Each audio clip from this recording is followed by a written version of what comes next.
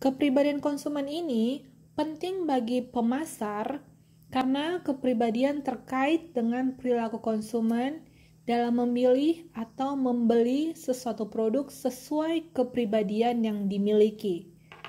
Nah, katanya kepribadian ini penting bagi pemasar. Kalau kalian di kelas ini rata-rata kepribadiannya gimana sih?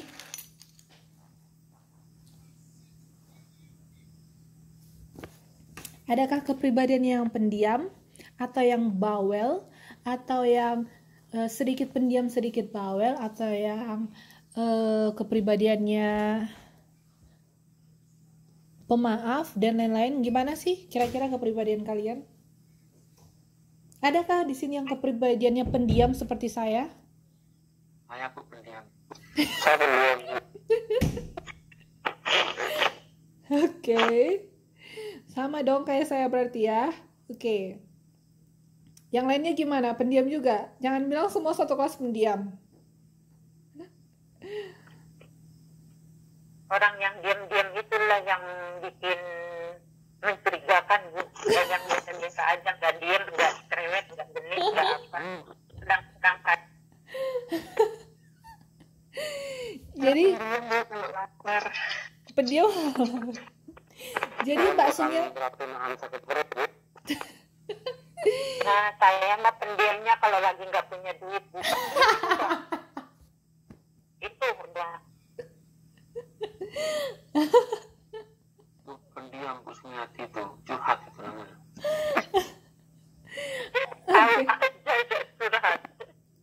Oke. Jadi berdasarkan kesimpulan di sini di kelas ini pendiam semuanya seperti saya, oke? Nah, katanya kepribadian konsumen ini penting bagi pemasar untuk mengetahui bagaimana cara mereka memilih dan membeli produk. Nah, kayak tadi kita sudah bahas kan, jadi setiap orang itu memiliki selera warna yang berbeda. Nah, jadi mereka pasti memutuskan membeli produk itu dengan warna tertentu, warna yang mereka mau. Jadi warna mana yang paling diminati, itulah yang harusnya banyak untuk diproduksi. Nah, selanjutnya ada yang dinamakan dengan karakteristik kepribadian. Yang pertama itu katanya kepribadian itu konsisten. Yang kedua katanya kepribadian itu dapat berubah.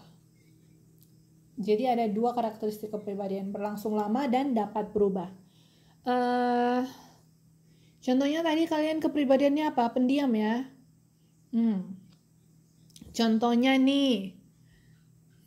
Contohnya Mas Nur Hadi. Mas Nur Hadi ini kepribadiannya pendiam. Ini mulai sejak kecil. Jadi sudah sejak kecil sampai sekarang berlangsung lama ya, konsisten ya, memang pendiam. Pendiamnya udah sejak kecil.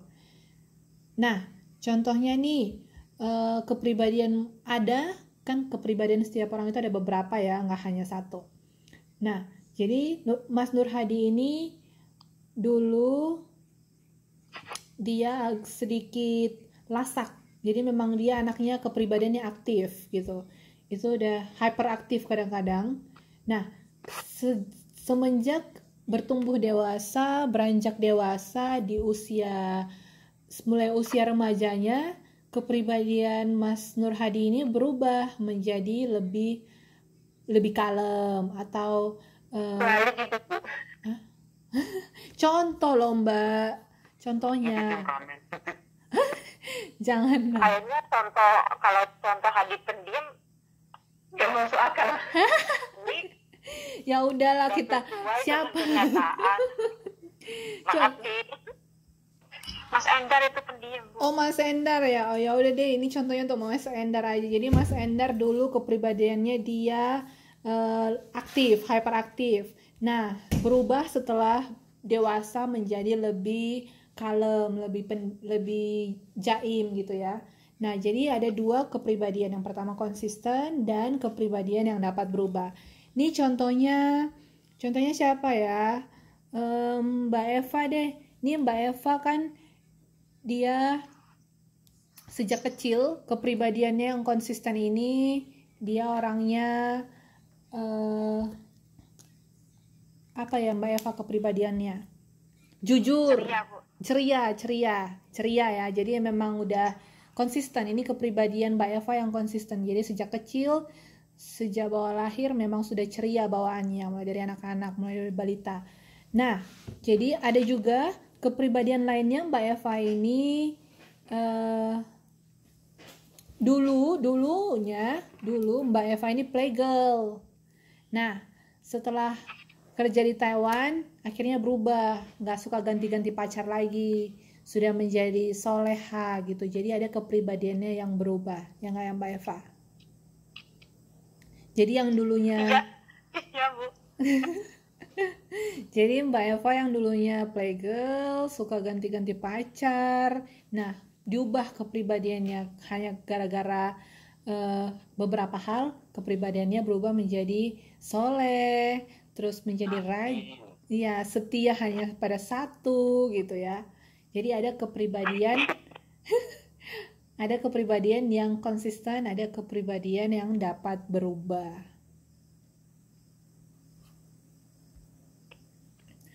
Oke, selanjutnya nih kita mau tes kepribadian ya.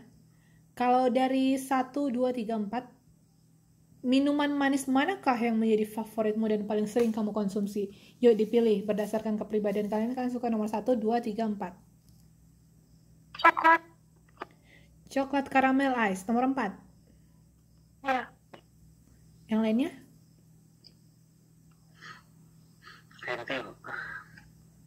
Satu. Bisa kelihatan gambarnya gimana mau jawab. Iya. Nggak keluar kok PPT-nya. Saya mah minumannya tentu kayak aja dah.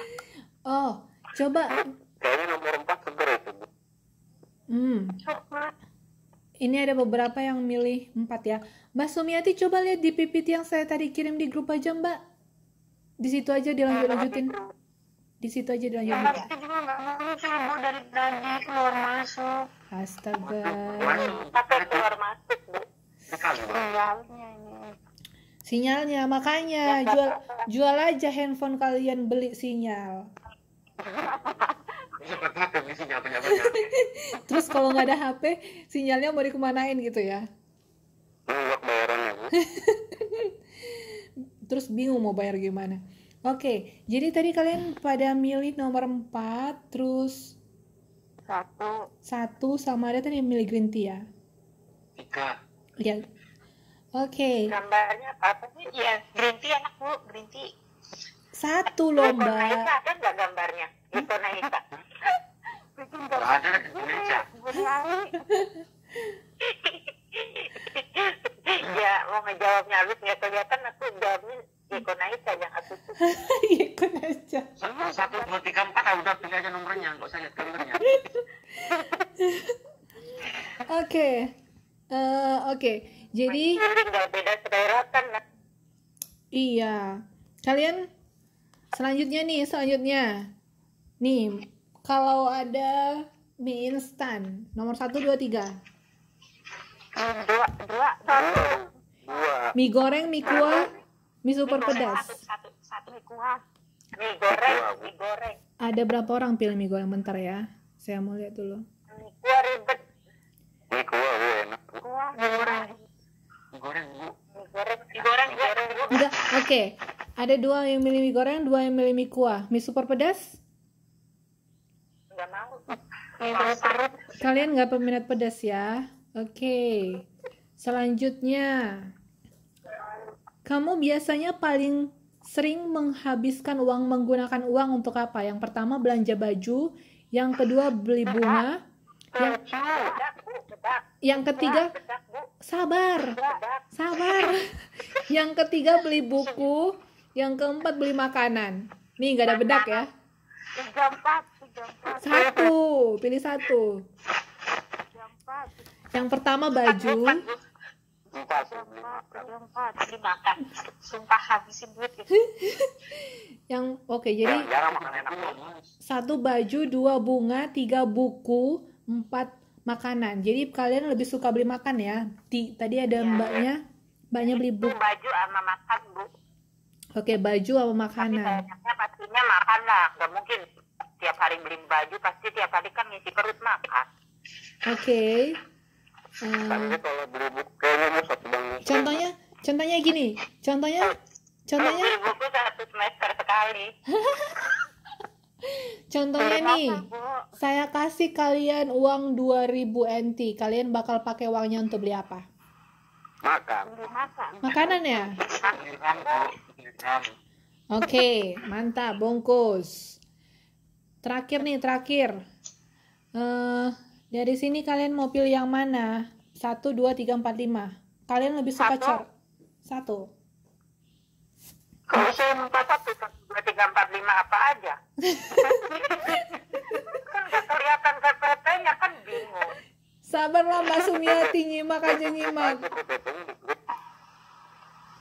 Dua, bukannya lagi. Ini mah udah kelihatan gambarnya, maaf kami mengalami masalah. Udah.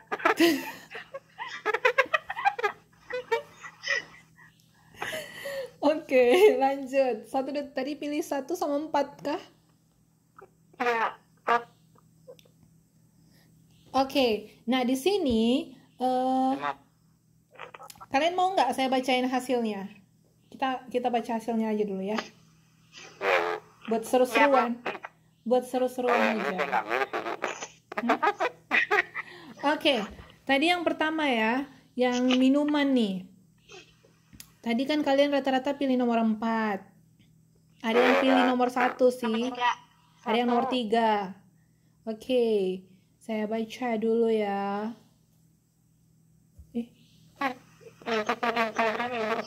Gimana?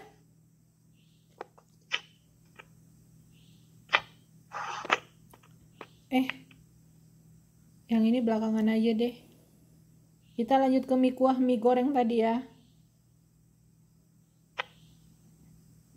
Tadi 50-50 ya, milih mie goreng sama pilih mie kuah.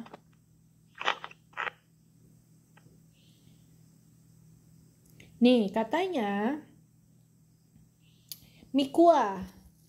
Mereka yang suka dengan mie kuah umumnya sangat apa adanya dan sederhana. Benar nggak sih? Orang-orang yang suka dengan mie kuah atau rebus biasanya juga berhati sabar, romantis, dan penyayang. Aduh, ini benar nggak sih? Orang yang suka dengan mie rebus biasanya juga sangat menyenangkan. Itulah, Bu. Kalau makan mie rebus, kok sabar. Oke, begitulah kata psikologis ya. Oke, selanjutnya mie goreng. Ini tadi Mas Edgar juga mie goreng ya. Mereka yang suka dengan mie goreng umumnya cukup perfeksionis dan mengesankan. Mereka suka segala sesuatu yang tampak sempurna. Meski beberapa juga sederhana dan apa adanya, tapi kebanyakan mereka suka sesuatu yang berkelas. Wow. Iya dong, harus. Motivasi itu namanya. Meski suka dengan segala kesempurnaan, hatinya sangat lembut. Sikapnya juga ramah serta menyenangkan. Saya nggak tahu ya ini bohong apa benar, tapi tadi penjelasannya. Ya. Nah, cocok. Kalau makan mie goreng itu, kalau mie goreng doang nggak enak, harus ada telur, harus ada kerupuk, harus ada sayur. Bilang aja lagi lapar. Oke. Ya, kalau makan mie kuah. Oke. Jadi di sini kan kita pemasar bisa lihat, oke, kalau tadi tipe 2 dia lebih suka bentuknya sederhana. Jadi mereka bisa memproduksi barang-barang yang memang kelihatannya sederhana. Yang kalau nomor 1 mereka lebih ke mewah, berkelas ya. Jadi memang didesain suatu produk itu lebih kelihatan mewah dan berkelas seperti itu. Jadi kan nggak semua orang suka barang-barang sederhana, nggak semua ya. Jadi kalau memang mereka semua produksinya dalam bentuk sederhana, kan nanti penjualannya nggak maksimal dong. Padahal kan ada juga konsumen yang memiliki kepribadian yang lain gitu. Oh, ini selanjutnya tadi kalian apa ya? Saya lihat dulu. Kalau dikasih uang, Bu. Oh iya, kalau dikasih uang, kalau saya kasih uang kalian sukanya Tadi kalian pada milih makanan ya. Saya baca. Anda memiliki keyakinan bahwa hanya Anda sendiri yang dapat menentukan kebahagiaan Anda. Karena keyakinan inilah, Anda berusaha untuk tidak bergantung pada orang lain. Mandiri ya. Serta tidak ingin terikat pada sesuatu secara mendalam. Tidak mengherankan apabila pada umumnya Anda tidak memiliki idola atau benda kesayangan karena berusaha memperlakukan segala sesuatu secara biasa saja. Oh, Benar. jadi kalian menganggap semuanya itu biasa dan kalian samaratakan, kira-kira seperti itu. Tadi mbaknya milih nomor 1 juga ya. Baju kan? Baju. Dapat dikatakan bahwa Anda terlalu memikirkan perasaan orang lain. Benar itu, Bu. Sehingga tanpa sadar melupakan perasaan diri sendiri. Jadi ceritanya lebih mentingin perasaan orang ya, ceritanya. Korban perasaan, ceritanya korban perasaan. Membuat orang lain bahagia adalah tujuan utama Anda. Dan karakter Anda yang hangat, tulus, serta penuh perhatian membuat Anda mampu melakukannya dengan baik. Namun, tidak jarang Anda juga menemukan diri Anda merasa hampa. Tuh kan, terlalu mikirin orang lain sih. Hampa. Apa ya, Sa? Waktu-waktu hampa. Hampa itu gimana ya perasaan hampa? Hampa Kayak itu kosong. kayak kosong gitu loh, Mbak. Ada di pojok kanan. Yang galau mah itu anak muda tuh Eva. Tidak. Kalau Mbak Yang Sumiati, muda lah, pasti banyak galau lah. kalau Mbak Kalau yang udah ibu-ibu kayak aku mah galaunya paling isi dompet. kalau si dompet ya. Curhat lagi baik. Oke, yang terakhir tadi milihnya nomor berapa ini? 1, 2, 3, 4, 5, 4 ya? 2, 5, 2, 5. Semua aja Bu disebutin. Jangan, panjang kali. Udah semua deh. Yang pertama tuh, dia ini agak floral ya. Anda peka perasaan serta persepsi seni Anda yang kuat dengan sangat baik. Karena tidak mengherankan apabila Anda menghasilkan sesuatu yang bisa menyentuh perasaan orang lain. Oke, benarkah itu? Nomor 2. Ini tadi mbaknya ya. Kelihatannya nomor 2 ini mewah ya. Disadari atau tidak, Anda memiliki ide-ide besar yang berkejaran dan untuk dapat diwujudkan. Wow, punya ide nih, brilian ya. Meski sekilas terlihat. Saya banget itu Bu. Meski sekilas terlihat tidak menonjol, diam-diam Anda memiliki potensi untuk mengagetkan publik dengan bakat yang Anda miliki. Wow. Jadi kalau nomor 2 ini dia brilian idenya. Oke, good. Nomor 3 tadi nggak ada yang milih. Nomor 4. Nomor 4 ini saya.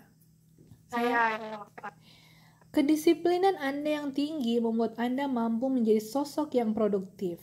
Jadi kita disiplin Chin. Kecintaan pada apa yang Anda lakukan juga mampu membuat hari demi hari terasa menyenangkan dan jauh dari kata bosan. Nggak ngebosenin ya, ngangenin.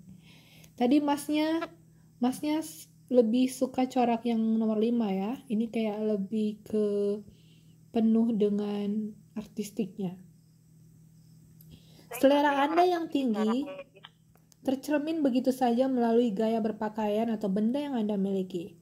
Tanpa berusaha menjadi pusat perhatian, secara alami Anda mampu menciptakan tren yang patut diperhitungkan. Jadi katanya yang nomor 5 ini lebih ke trendy. Oke, jadi kalau dari beginilah kira-kira cara-cara perusahaan berusaha untuk mengetahui sebenarnya psikologinya gimana sih kepribadian setiap individu, dan mereka itu pasti beda-beda dan selera mereka juga pasti beda-beda. Ketika perusahaan tahu yang mana yang lebih tinggi permintaannya, jadi mereka bisa berhasil mendapatkan untung yang besar di pasar dengan memproduksi produk tersebut begitu. Oke, selanjutnya ada teori kepribadian. Yang pertama teori Freud, kebutuhan biologis. Yang kedua teori Neo-Freud, kepribadian datangnya dari lingkungan. Yang ketiga teori trait, konsumen dapat dibedakan berdasarkan karakteristiknya yang menonjol. Yang pertama itu kebutuhan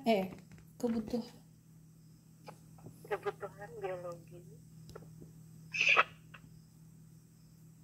Kebutuhan biologis ini kebutuhan apa kepribadian? Oke, kebutuhan biologis. Ini memang dia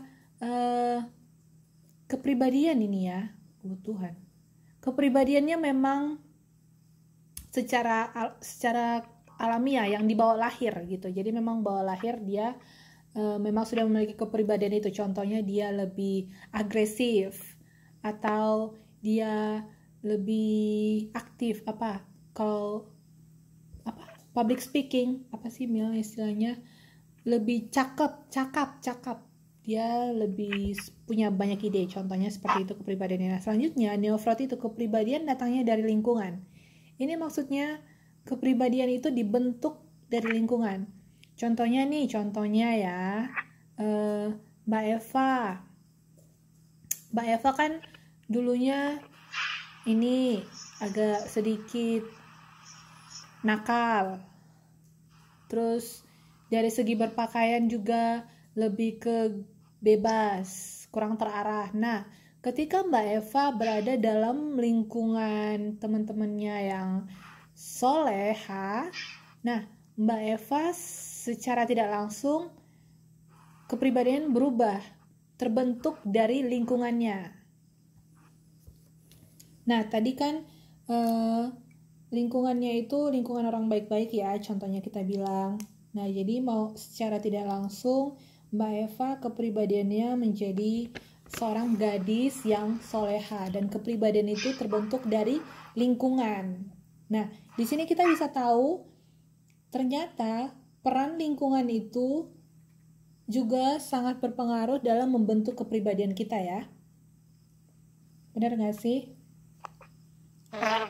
Iya, jadi kalian untuk memilih teman bergaul itu juga harus dipertimbangkan ya, karena secara tidak langsung kita pasti ada ngikutin perilaku-perilaku lingkungan kita, sekitar kita. Jadi kalian bergaullah dengan orang-orang yang penuh dengan motivasi, bergaullah dengan orang-orang yang memiliki cita-cita yang tinggi. Saya dulu punya teman, awalnya dia malas sekolah, malas belajar, tapi dia berada dalam lingkungan teman-temannya yang akademisi. Jadi mereka kayak lebih sering berbicara tentang pelajaran, perkuliahan, dan lain-lain. Dan mau secara tidak langsung X yang malas belajar tadi, dia jadinya akhirnya daftar kuliah. Nah, setelah daftar kuliah, dia menikmati proses belajarnya. Akhirnya lulus dan mendapatkan gelar dan mendapatkan pekerjaan yang lebih baik lagi. Tadi faktornya itu hanya karena pergaulannya. Dan akhirnya dia bisa jadi sukses gitu kan. Nah, jadi di sini kita bisa tahu lingkungan itu memiliki pengaruh dalam membentuk kepribadian kita. Jadi kalian kalau mau bergaul, dipilihlah teman-teman dalam lingkungan yang benar-benar memotivasi, teman-teman yang benar-benar bersemangat, mempunyai mimpi, begitu. Oke? Sejauh ini pergaulan kalian bagaimana? Lingkungan kalian? Oh ya? Oh, berarti kalian masih dalam lingkungan pergaulan satu kelas lah, UT. Dan biasanya sih saya rasa menurut pengamatan saya, kalau kalian bergaul sama teman-teman UT-nya sendiri, pada umumnya sih kalian saling memotivasi karena kalian juga memiliki tujuan yang sama ya, sama-sama untuk menimba ilmu gitu. Selanjutnya ada yang dinamakan dengan teori trait. Konsumen dapat dibedakan berdasarkan karakteristiknya yang menonjol. Nah, jadi setiap individu itu ada kepribadiannya beberapa gitu. Nah, jadi ada satu kepribadian yang paling menonjol dari setiap individu. Nah, itu berdasarkan teori trait itu mereka bakal membedakan berdasarkan kepribadian yang menonjol tadi. Seperti Mbak Eva, dia memiliki beberapa kepribadian. Nah, kepribadian Mbak Eva yang paling menonjol ini adalah Mbak Eva itu lembut. Contohnya lembut ya. Yang lain-lainnya itu ada kepribadiannya, tapi yang paling menonjol itu kelembutan yang bisa dilihat dari Mbak Eva contohnya. Oke? Walaupun sebenarnya enggak. Benar nggak sih? Enggak, Bu, enggak. Biasa aja saya. Biasa aja.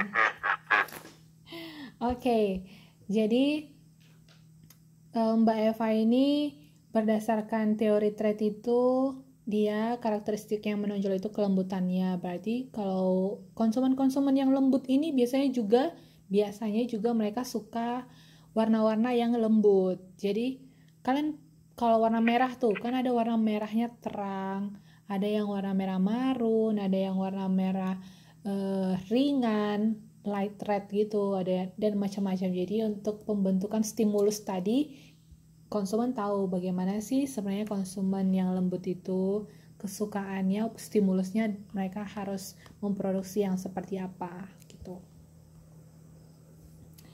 Oke. Sampai sejauh ini sudah bosan? Belum. Bu. Hah? Alah, kalian nggak jujur. Saya juga sama lah kayak saya juga sudah bosan. Udah mau selesai slide-nya kok. Oke, yang selanjutnya tentang gaya hidup atau lifestyle. Nah, gaya hidup itu adalah ekspresi dari kepribadian seseorang. Ini ekspresinya gitu ya. Jadi tadi kan kita memiliki kepribadian. Nah, itu akan kita ekspresikan dari gaya hidup kita. Kalau tadi yang pendiam biasanya dia cara berpakaiannya juga sederhana. Jadi dia juga berbelanja, memilih produk juga yang bentuknya sederhana, warnanya warna kalem gitu. Kalau dia anaknya kalau kepribadiannya aktif, biasanya gaya hidupnya ini lebih ke adventure ya. Apa sih? Lebih ke jadi gaya hidup itu ekspresi dari kepribadian seseorang. Dan gaya hidup ini katanya berubah-ubah atau tidak permanen. Biasanya sih itu ada dikategorikan dari segi usia ya. Jadi kalau anak-anak remaja gaya hidupnya seperti apa? Biasanya kan mereka ekspresinya berbeda dengan orang yang sudah dewasa atau dengan orang-orang tua lainnya. Pada umumnya akan disegmentasikan dari segi umur dan lain-lain juga. Nah, selanjutnya ada yang dinamakan dengan psikografik. Ukuran untuk melihat dan menggabungkan personality seseorang dengan faktor demografi. Jadi dia digabungkan kepribadiannya dengan faktor demografi. Faktor demografi itu apa? Itu bisa jenis kelamin, termasuk juga usia, usia, ya benar. Jadi psikografik ini dia menggabungkan kepribadiannya. Contohnya nih, kita gabungkan dengan apa ya? Dengan umur ya Mbak, kita gabungkan dengan umur. Contohnya katanya anak usia 14 sampai 17 tahun sudah mulai suka pakai makeup atau merias wajah. Gitu ya. Kalau kalian dulu usia berapa sih pakai ini berak-berakan, makeup-makeupan? Gua SMK. Ya, berarti kira-kira 14-17 tahun lah ya. Masa-masa remaja lah ya Mbak ya, sweet 17 gitu kan. Nah, itulah gaya hidupnya digabungkan dengan faktor demografi. Contohnya kita gabungkan dengan gender. Katanya perempuan itu lebih lemah lembut, benar nggak sih? Kalau laki-laki itu mereka biasanya lebih berwibawa atau lebih tegas. Apa iya?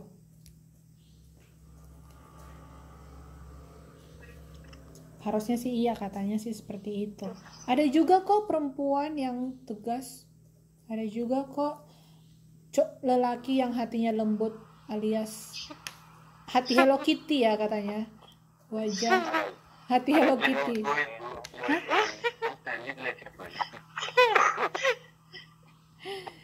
Adakah di sini mas-masnya yang hatinya Hello Kitty? Oh, Mas Endar. Mas Endar. Mas Arianto lain. Mereka kok pada nggak mau ngaku sih, langsung ngomong aja saya, Bu. Orang tadi kalian pada ngaku-ngakunya pendiam, ini pas saya tanyain kan yang mau ngaku. Oke, ya tadi. Itu baru benar. Oke, jadi kalau statement yang saya tadi buat itu bisa jadi benar bisa enggak ya, karena nggak semuanya, tapi biasanya katanya kalau digabungkan kepribadian dengan demografik dari segi jenis kelamin, biasanya laki-laki itu berwibawa atau perempuan itu lebih lemah lembut. Selanjutnya ada yang dinamakan dengan kepribadian merek. Kepribadian merek itu apa? Nah, jadi merek itu bisa menunjukkan kepribadian seseorang. Contohnya yang bisa kita lihat itu ada di sini yang suka koleksi Nike. Ada nggak? Nggak ada. Kalian merek apa? Mereknya apa nih?